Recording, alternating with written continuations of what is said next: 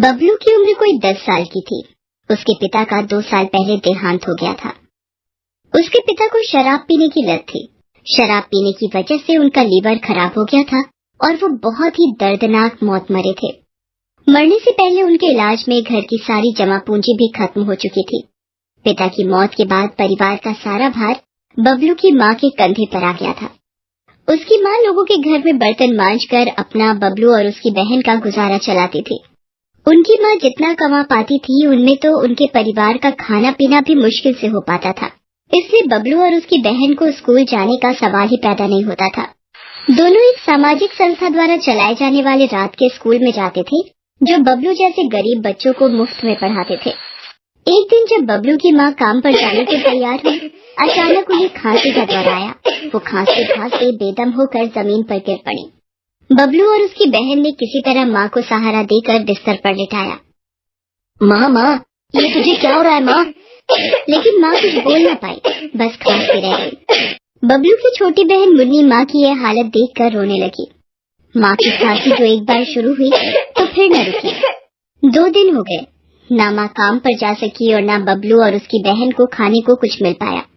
बबलू के पड़ोस में ही गोपी और टोनी नाम के 2 और लड़के रहते थे, जिनकी उम्र भी बबलू के जितनी ही थी। दोनों एक नंबर के बदमाश थे। बबलू को उदास देखकर दोनों पास आए। अरे बबलू यार, आखिर कब तक ऐसे भूखा बैठा रहेगा? हमारे साथ चल, शहर में दरियादिल लोगों की कमी नहीं है। ये देख, कल की मेरी कमाई पूरे 20 रुपए अभी भी मेरी जेब में पड़े हुए हैं। हाँ यार बबलू, हमारे साथ चल, ऐसे कब तक बैठा रहेगा? बबलू ने मन ही मन सोचा, ये दोनों एक नंबर के झूठे हैं। झूठ बोलकर लोगों से पैसे ठगते हैं। कभी कहते हैं पिताजी की टांग टूट गई, कभी कहते हैं माँ का ऑपरेशन करना है, और कभी कहते हैं कि बहन बुखार में तप रही है, वगैरह वगैरह। लोग इनकी बातें सुनकर इनको भीख में कुछ रुपए इनके हाथ में रख देते हैं। फिर बबलू उन दोनों से बोला, स्कूल में टीचर कहती है कि तुम झूठ बोलोगे और गलत काम करोगे तो भगवान को पता चल जाएगा और फिर वो तुम्हारी मदद कभी नहीं करेंगे। अरे यार, तू भी टीचर की कही हर बात मान लेता है। हमें देख, हम किसी की बात नहीं मानते, इसलिए हम उस घटिया स्कूल में भी नहीं जाते। देख बबलू, समझाना हमारा काम था, सो हमने समझा दिया। अब चलना या न चलना तेरे हाथ में है, तू सोच ले कि तुझे क्या करना है। बबलू का मन गहरी निराशा में डूब गया। माँ की खांसी रुक नहीं रही थी। उसकी छोटी बहन ने भी 2 दिन से कुछ नहीं खाया था और माँ के बगल में ही लेटी हुई थी। भूख की वजह से बबलू के पेट में भी ऐंठन हो रही थी।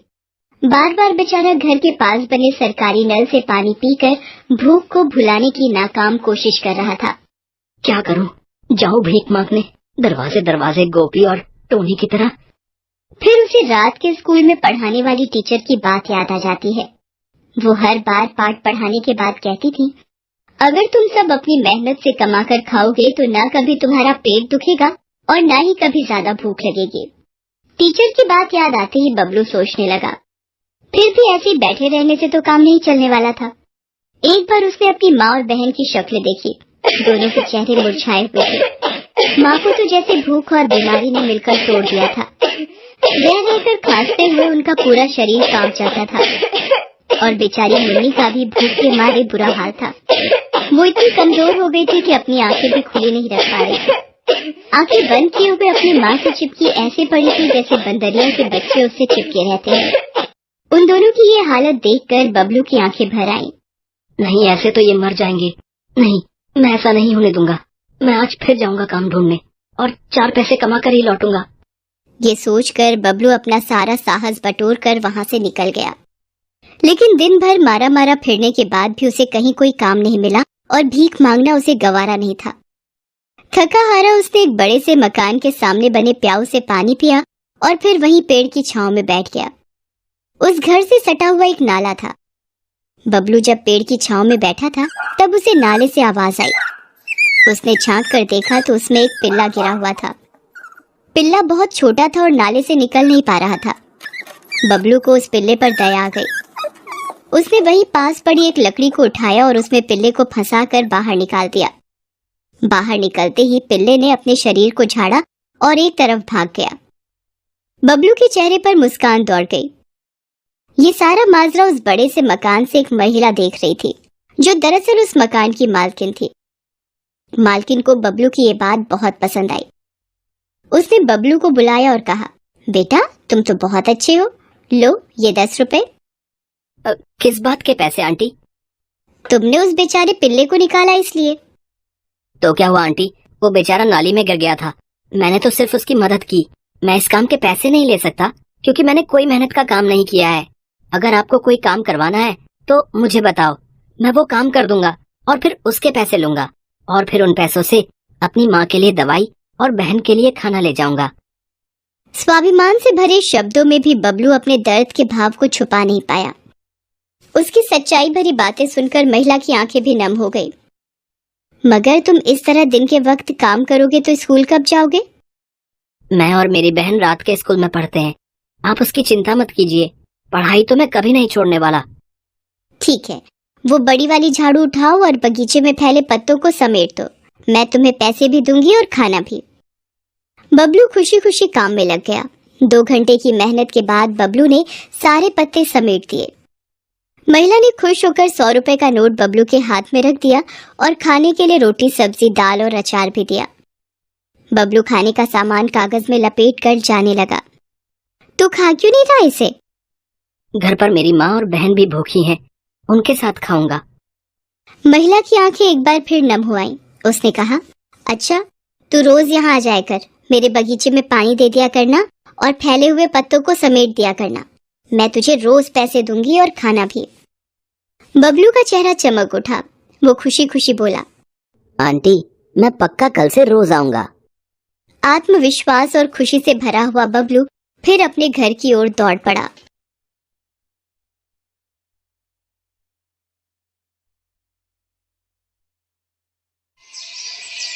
दीनू की उम्र 12 साल की थी। वो अपने माता पिता और बहन के साथ रहता था। उसका परिवार बहुत गरीब था। उसके पिता शहर के बड़े किराने की दुकान में नौकरी करते थे। उनकी तनख्वाह बहुत मामूली सी थी। उससे परिवार का गुजर बसर मुश्किल से हो पाता था। दीनू अपनी बहन के साथ घर के पास के ही सरकारी स्कूल में पढ़ने जाता था। दोपहर में स्कूल से आने के बाद दीनू की बहन घर के कामों में माँ की मदद करती थी और दीनू अपने पिता को खाना देने दुकान पर जाता था। उस दिन स्कूल की छुट्टी के बाद जब दीनू अपने पिता को खाना देने जा रहा था, तब उसने एक दुकान पर एक बहुत ही सुंदर खिलौना हेलीकॉप्टर देखा। हेलीकॉप्टर इतना सुंदर था कि दीनू कुछ देर तक सब कुछ भूलकर उसे ही देखता रह गया। फिर वो दुकान के अंदर गया और दुकानदार से पूछा, अंकल अंकल क्या ये हेलीकॉप्टर उड़ता भी है? हाँ, ये उड़ने वाला खिलौना हेलीकॉप्टर है। कितने का है? दुकानदार सर उठाकर देखता है। दीनू की हालत देखकर वो समझ जाता है कि इसके पास पैसे नहीं होंगे, ये सिर्फ ऐसे ही टाइम पास करने आया है। वो गुस्से से बोला, क्यों, तू जानकर क्या करेगा? बहुत महंगा खिलौना है ये, तेरी औकात के बाहर का है, चल निकल यहाँ से। बता दो ना अंकल प्लीज। दुकानदार अपना पेंट छुड़ाने के लिए कहता है। पूरे 1000 रुपए का है, क्यों है तेरे पास 1000 रुपए? दीनू उदास होकर वहाँ से चल दिया। 1000 रुपए तो क्या, उसके पास 10 रुपए भी नहीं थे। जब वो खाना लेकर दुकान पर पहुँचा तब भी उसका मन उदास था। उसे उदास देखकर उसके पापा ने कहा, क्या बात है बेटा, तबीयत ठीक नहीं लग रही क्या? नहीं पापा, ऐसी बात नहीं है। तो फिर क्या बात है? दीनू खिलौने वाली दुकान की सारी बात पापा से बताता है और कहता है, मुझे वो हेलीकॉप्टर चाहिए पापा। कितने का है वो हेलीकॉप्टर? 1000 रुपए का। 1000 रुपए का नाम सुनकर ही पापा घबरा गए। उन्होंने प्यार से उसे समझाते हुए कहा, बेटा घर की हालत तो तुम देख ही रहे हो, ऐसे में 1000 रुपए कहाँ से आएंगे मेरे बच्चे? उन दोनों बाप बेटे की बातों को दुकान का मालिक सुन रहा था। उसने कहा, क्यों दीनू, तुम्हें हेलीकॉप्टर चाहिए ना? जी हाँ। ऐसा करना, तुम कल से सुबह सुबह दुकान पर आ जाना, ठीक है? मैं तुम्हें दूध की थैलियाँ दे दूंगा, उसे ले जाकर तुम पास के मोहल्ले वालों के घरों में दे देना। बस घंटे भर का काम है और इस काम के लिए मैं तुम्हें रोज 20 रुपए दूंगा। कुछ ही दिनों में तुम्हारे पास हेलीकॉप्टर खरीदने के पैसे जमा हो जाएंगे, ठीक है? ये सुनकर बाप बेटे दोनों खुश हो गए। दीनू ने अगले दिन से आने की हामी भर दी। फिर वो खुशी से उछलता कूदता घर गया और अपनी माँ और बहन को सारी बात बताई। भैया, मुझे भी दोगे ना अपने हेलीकॉप्टर से खेलने? क्यों नहीं गौरी, हम दोनों साथ मिलकर खेलेंगे। दीनू की इस बात से गौरी भी खुश हो गई। अगले दिन से दीनू समय पर दुकान पहुंचने लगा। वो घंटे भर का काम आधे घंटे में ही निपटा देता था। मालिक भी उससे बहुत खुश था। वो कभी कभी उसे 20 की जगह 30 रुपए दे देता था। महीना पूरा होते होते दीनू के पास काफी पैसे जमा हो गए थे। एक दिन, देखो माँ, गुल्लक कितनी भारी हो गई है, अब कुछ ही दिनों में ये भर जाएगी और फिर इसे तोड़कर मैं अपने लिए हेलीकॉप्टर लाऊंगा। माँ कुछ नहीं बोली, बस दीनू की बातें सुनकर मुस्कुरा दी। इस बात को अभी कुछ ही दिन बीते थे कि अचानक एक अनहोनी हो गई। उस दिन दीनू और गौरी स्कूल से लौटे ही थे। माँ उनके लिए खाना निकाल रही थी, तभी अचानक जैसे माँ के सीने में तेज दर्द हुआ और उनकी आंखों के सामने अंधेरा छा गया। माँ वहीं गिरकर बेहोश हो गयी। दोनों बच्चे डर गए। भैया देखो ना माँ को क्या हो गया। दीनू तो खुद ही डरा हुआ था। किसी तरह उसने गौरी के साथ मिलकर माँ को बिस्तर पर लिटाया और फिर अपने पापा को लाने के लिए बाहर भागा। दुकान पर पहुंचकर उसने अपने पापा को सारी बात बताई। सुनते ही पापा ने फौरन छुट्टी ली और दीनू के साथ भागते हुए घर आए। फिर पापा माँ को लेकर सरकारी अस्पताल गए। वहाँ पता चला कि माँ को दिल का दौरा पड़ा था। इलाज शुरू हुआ। इलाज में कई घंटे लग गए। देखिए, इनका इलाज तो हो गया है, कुछ घंटों में इन्हें होश आ जाएगा। अब आप इन्हें घर ले जा सकते हैं। मैं कुछ दवाइयाँ लिख देता हूँ, आप इन्हें वो दवाइयाँ आज से ही देना शुरू कर दीजिए। डॉक्टर ने दवाइयों का पर्चा लिखकर पापा को दे दिया। हे भगवान, इतनी सारी दवाइयाँ, इनको खरीदने में तो कम से कम 1000-1200 रुपए लग जाएंगे। घर पर तो 100-200 रुपए से ज्यादा नहीं होंगे। मालिक से ही उधार लेना पड़ेगा। इतना सोचकर पापा ने मम्मी को घर छोड़ा और फिर जल्दी से अपने मालिक से मिलने दुकान की तरफ चल दिए। लेकिन तब तक 9:30 बज चुके थे। दुकान का मालिक कब का दुकान बंद कर जा चुका था। हे भगवान, अब किससे मदद मांगूं? थोड़ी देर में दवाइयों की दुकान भी बंद हो जाएगी। डॉक्टर ने आज से ही दवाई शुरू करने को कहा है। कहीं दवाई न मिलने से दीनू की माँ की तबीयत और न बिगड़ जाए। यही सब सोचते सोचते पापा घर पहुंच गए। पापा को उदास देखकर दीनू सब समझ गया। वो तुरंत अंदर गया और अपना गुल्लक तोड़ डाला। उसमें 1000 रुपए के लगभग जमा हो चुके थे। सारे पैसे लाकर उसने अपने पापा के हाथ पर रख दिए। ये लीजिए पापा, और जाकर माँ के लिए दवाइयाँ लेते आइए। ये पैसे मैंने अपनी गुल्लक से तोड़कर निकाले हैं। मगर बेटे, ये पैसे तो तुमने। माँ हेलीकॉप्टर से कहीं ज्यादा कीमती है पापा। माँ ही नहीं रहेगी तो मैं हेलीकॉप्टर लेकर क्या करूँगा। आप देर मत कीजिए और जल्दी से दवाइयाँ लेते आइए। काफी रात हो चुकी है, कहीं दुकान न बंद हो जाए। पापा की आंखों में आंसू आ गए। उनका बेटा वक्त से पहले ही समझदार हो चुका था। दवाइयाँ आई, इधर माँ को भी होश आया। दवाइयों को देखकर उन्होंने पापा से कहा, मेरी वजह से देखो कितना खर्चा हो गया ना। अब ऐसा नहीं कहते।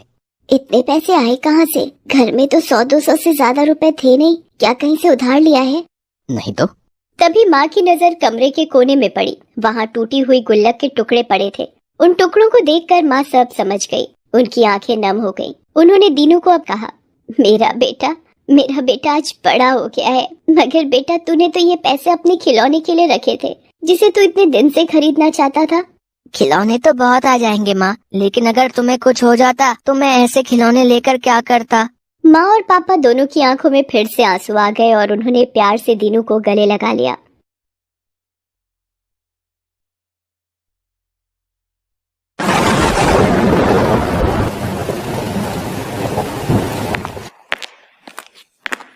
माँ उठो, माँ लो ये दवाई खा लो।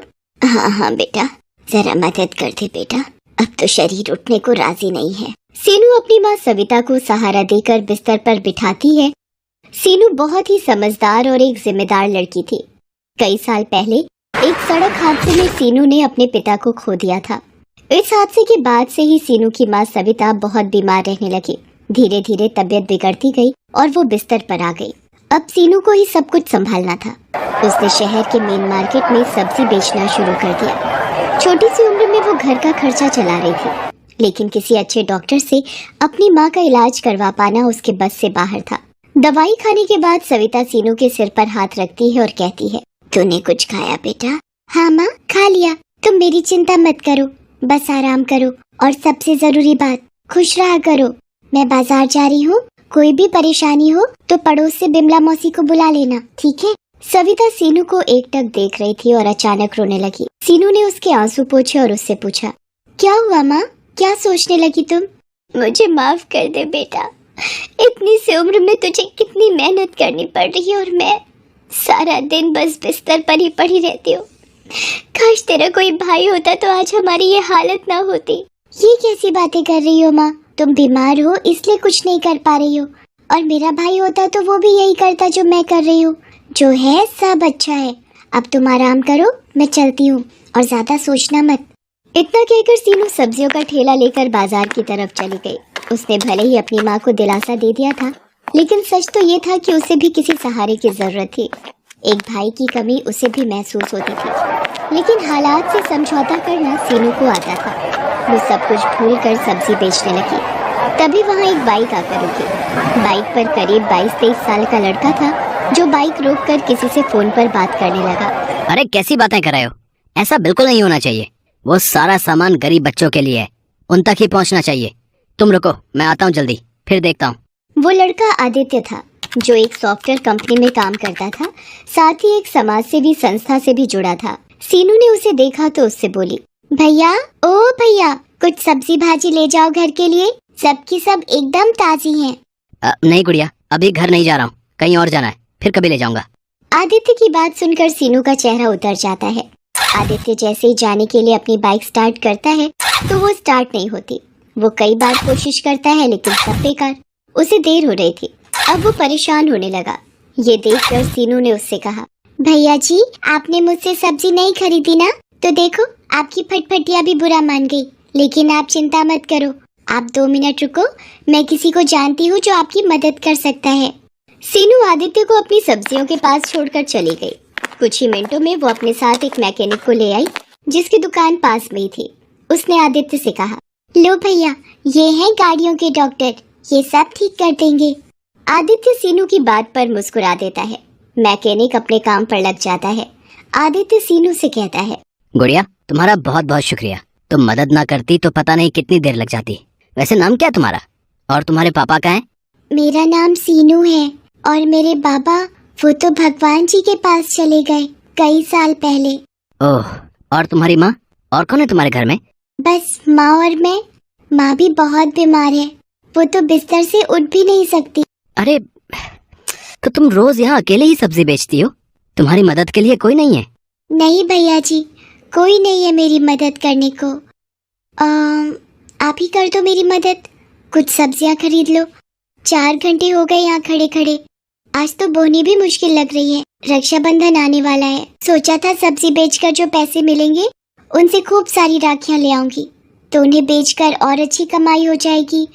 और फिर मैं। फिर क्या, बताओ गुड़िया, क्या करना चाहती हो पैसों से? भैया, मैं अपनी माँ को पहले जैसे चलते फिरते देखना चाहती हूँ। मैंने सोचा था कि अगर थोड़ी कमाई हो जाएगी तो उन्हें अच्छे डॉक्टर के पास लेकर जाऊंगी। इतना कहते ही सीनू रोने लगती है। इतनी कम उम्र में सीनू में इतनी समझदारी देखकर आदित्य दंग रह जाता है। वो मन ही मन सीनू की मदद करने का फैसला कर लेता है। वो सीनू की सब्जियों को अलट पलट कर देखता है और उससे कहता है, अरे मैं तो भूल ही गया था, मैं एक समाज सेवी संस्था से जुड़ा हूँ। वहाँ कल गरीब बच्चों को खाना खिलाने वाले हैं। तुम रुको जरा 1 मिनट। आदित्य तुरंत किसी को फोन लगाता है और कुछ देर बात करने के बाद सीनू से कहता है, चलो भाई गुड़िया, हो गया तुम्हारा काम। तुम फटाफट पैसे जोड़ो और मुझे बताओ, ठीक है? अभी थोड़ी देर में एक लड़का आएगा और तुम्हारी सारी सब्जियां लेकर जाएगा, ठीक है? अरे वाह भैया, आपका बहुत बहुत शुक्रिया। आपने तो मेरी बहुत बड़ी मदद कर दी। अरे नहीं गुड़िया, सब्जी तो कहीं ना कहीं से खरीदनी ही थी, तो तुमसे ले ली। वैसे अब खुश तो हो ना तुम? बहुत खुश हूँ भैया। अब आप देखना, एक से एक राखी खरीद कर लाऊंगी और उन्हें बेचकर खूब पैसे कमाऊंगी। फिर सब अच्छा हो जाएगा। खुश रहो, खुश रहो। अच्छा ये लो पैसे। लेकिन ये तो मेरी सब्जी के दाम से ज्यादा पैसे हैं भैया। भैया कह रही हो तो मैं भी छोटी बहन समझ के दे रहा हूँ, रख लो। और हाँ, ये लो मेरा फोन नंबर, कोई भी मदद चाहिए हो तो फोन करना, ठीक है? मैकेनिक ने आदित्य की बाइक ठीक कर दी थी। आदित्य सीनू के सिर पर हाथ रखता है और फिर अपनी बाइक लेकर चला जाता है।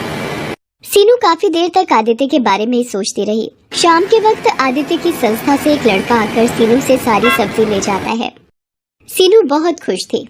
वो सारे पैसों से जाकर नए नए डिजाइन की राखियां खरीद लेती है और उन्हें अपने ठेले में सजाकर रक्षाबंधन से एक दिन पहले बाजार आ जाती है और जोर से चिल्लाती है, राखी ले लो राखी, गुड्डे वाली, फूल वाली, गोटे वाली राखी, सुंदर सुंदर राखी ले लो। सीनू कई घंटों तक ऐसे ही आवाज लगाती रहती है, पर कोई भी उससे राखी नहीं खरीद रहा था। दरअसल कुछ ही दूर राखियों की एक बड़ी सी दुकान थी, जहाँ सीनू से ज्यादा वैरायटी की राखियाँ थी। इसीलिए सभी लोग उसी दुकान से राखियाँ खरीद रहे थे। ये देखकर सीनू फिर से उदास हो गई थी। शाम हो गई पर उसकी एक भी राखी नहीं बिकी। वो अपनी राखियों के साथ घर पहुंची तो उसे उदास देखकर सविता ने पूछा, क्या हुआ सीनू? जाते हुए तो बड़ी खुश थी तू। क्या बताऊं माँ, पूरा दिन धूप में चिल्लाती रही पर किसी ने एक भी राखी नहीं खरीदी मुझसे। सब लोग उस रामलाल की दुकान पर ही जा रहे थे। कल रक्षाबंधन है, अगर कल भी मेरी राखियां नहीं बिकी तो क्या होगा माँ? हिम्मत मत हार बेटी, भगवान किसी को तो भेजेंगे। सीनू ने अपने सारे पैसे राखी खरीदने में लगा दिए थे। अब तो उसके पास बेचने के लिए सब्जियां भी नहीं थी और ना ही वापस सब्जी खरीदने के लिए पैसे। अगले दिन रक्षाबंधन था। वो सुबह सुबह ही अपनी राखियां लेकर बाजार पहुंच गई। एक दो लोगों ने आकर उसकी राखियां देखी जरूर पर खरीदी नहीं। दोपहर हो गई थी। सीनू का सब्र टूटता जा रहा था। तभी उसने सामने से आदित्य को आते देखा। अरे भैया आप कैसे हो आप? अरे गुड़िया, मैं अच्छा हूँ गुड़िया, तुम्हारी राखियाँ देखने आया हूँ और खरीदने भी। अच्छा तो लीजिए ना, ये देखिए, इस पर कितना प्यारा गुड्डा लगा है और ये फूल वाली अच्छी है ना? सीनू खुश दिखने की कोशिश तो कर रही थी पर आदित्य उसका चेहरा देखकर सब समझ गया था। उसने आते हुए राखियों की दुकान और उसमें लगी भीड़ भी देख ली थी और उसे समझने में देर नहीं लगी कि सीनू के लिए अपनी राखियां बेच पाना कितना मुश्किल था। उसने सीनू से कहा, गुड़िया तुम बहुत छोटी हो, इतनी सी उम्र में तुम में जो हौसला है उसकी जितनी तारीफ की जाए वो कम है। लेकिन बेटा ऐसे काम नहीं चलेगा, तुम्हें कुछ और सोचना होगा। मतलब भैया मैं कुछ समझी नहीं। आदित्य उसकी तरफ देखकर मुस्कुराता है और अपनी बाइक साइड में लगाकर सीनू की जगह जाकर खड़ा हो जाता है और जोर जोर से चिल्लाने लगता है, ले लो किस्मत वाली राखी ले लो। इसे खरीदोगे तो किस्मत खुल जाएगी, हर मुश्किल दूर भाग जाएगी। जिस भाई की कलाई पर बंधेगी ये राखी उसकी उम्र 100 साल की हो जाएगी। ले लो। आदित्य की पर्सनैलिटी बहुत अच्छी थी। लोग उसे राखियां बेचते हुए देखकर पहले ही चौंक गए थे। ले लो। ऊपर से आदित्य का उनको बुलाने का तरीका भी मजेदार था। धीरे धीरे लोग उसके पास आते गए। सीनू उन्हें राखियां बेचती गई और आदित्य इसी तरह मजेदार बातें करके लोगों को आकर्षित करता गया।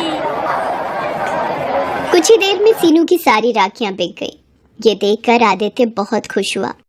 उसने सीनू से कहा, देखा गुड़िया, ऐसे बेचते हैं सामान। सारी राखियां बिक गई तुम्हारी? नहीं भैया, सारी नहीं बिकी, मैंने एक राखी बचा कर रखी है। लेकिन क्यों गुड़िया? अभी तो तुमने एक ग्राहक से कहा कि सारी राखियां बिक गई हैं, उसके लिए नहीं बची। तुमने ये राखी उसे क्यों नहीं दी? क्योंकि ये राखी बेचने के लिए नहीं बल्कि मेरे भैया की कलाई पर सजने के लिए है। मैं जानती हूँ कि मेरी हैसियत बहुत छोटी है। मुझे हमेशा से एक भाई की कमी महसूस होती थी। अगर आपको बुरा ना लगे तो क्या मैं आपको राखी बांध सकती हूँ? क्यों नहीं गुड़िया, मेरी भी कोई बहन नहीं है। और सच कहूँ तो तुम्हें देखकर मुझे भी ऐसा ही लगा कि अगर मेरी कोई छोटी बहन होती तो बिल्कुल तुम्हारे जैसी नटखट होती। इतना कहकर आदित्य अपना हाथ सीनू की तरफ बढ़ा देता है और सीनू उसकी कलाई पर राखी बांध देती है। दोनों बहुत खुश थे। फिर आदित्य अपनी जेब से एक तोहफा निकालकर सीनू को देता है। सीनू चौंक जाती है और कहती है, अरे भैया, ये मेरे लिए? हाँ तुम्हारे लिए ही है। अब बातें छोड़ो और जल्दी से इसे खोल कर देखो। सीनू जल्दी से अपना तोहफा खोलती है। उसमें शहर के एक बड़े डॉक्टर से अपॉइंटमेंट का पर्चा था। सीनू की आंखों में आंसू आ जाते हैं। वो बस आदित्य को देखती रह जाती है, कुछ नहीं बोल पाती। तुमने जितने दुख झेलने थे झेल लिए मेरी बहन। अब तुम्हारा भाई आ गया है जो सब ठीक कर दे, संपन्न कर देता है। हेलो दोस्तों, कैसे हैं आप सब? हमारी कहानियाँ देखने के लिए हमारे चैनल को सब्सक्राइब कीजिए और हाँ, बेल आइकॉन पर क्लिक करना मत भूलिएगा।